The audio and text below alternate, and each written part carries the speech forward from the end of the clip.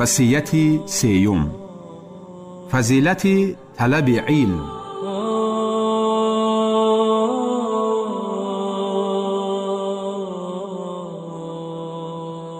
از قبیسه پسر مخارق رضی الله تعالی عنه روایت است که نزد پیغمبر صلی الله علیه و سلم آمدم و گفت: ای قبیسه، برای چی آمدی؟ گفتم: عمرم بزرگ شد، جسمم سست شده است، آمدم تا چیزی را تعلیمم بدهی که خداوند از آن نفعم برساند.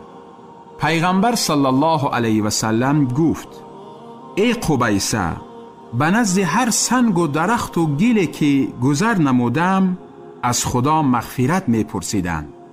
ای قبیسه، هرگاه نماز بامداد را ادا نمودی پس بگو سبحان الله العظیم و بحمده، یعنی پاک است خدای بزرگ و ستایش او راست، از کوری، پیسی و فلج ایمن میمانی.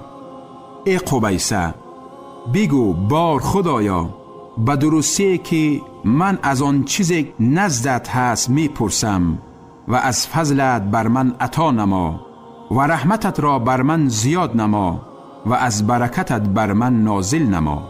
روایت احمد.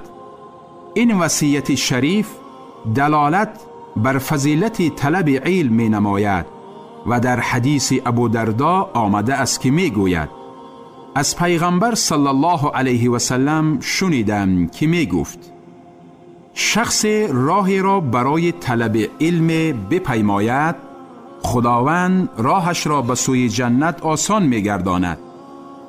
به درستی که فرشتگان بالهایشان را بالای طالب علم به خاطر خوشنودیشان می گذارند.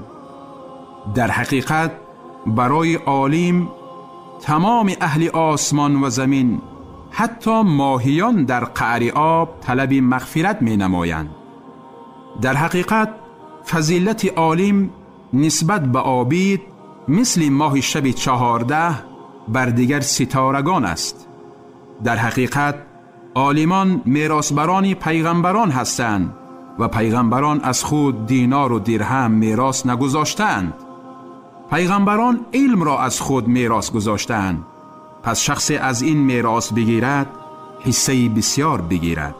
روایت ترمذی و ابن حبان.